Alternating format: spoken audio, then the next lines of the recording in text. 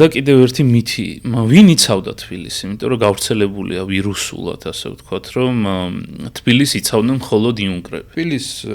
თბილისის ფრონტი მოდი ნახოთ, წარმოვიდოდ რამხელა იყო. რა იწყებოდა კოჯრიდან, აი ეს ანზა რო არის, რადიო ანზა. თბილისიდან რო გაიხედოთ კოჯრისგან, დაინახავთ ანზას. იქიდან იწყებოდა და მთავრდებოდა ლილოს ჩრდილოეთით. ბაზრობა სადაცაა ახლა, აი მის ზევით თები რო მოჩანს იქ.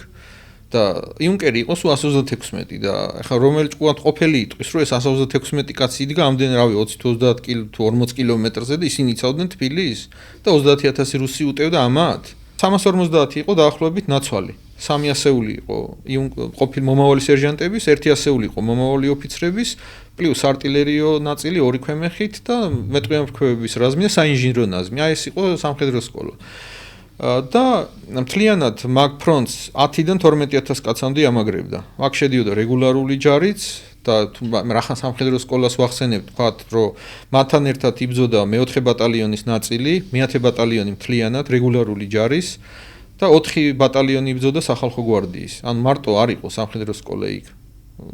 ცენტრში იდგა, მაგრამ ფლანგებზე და ასე შემდეგ სხვაებიც იყვნენ. და აი ეს 10-დან 12000-მდე რა და გვიტევდა 30 ან სამჯერ მეტნი იყვნენ.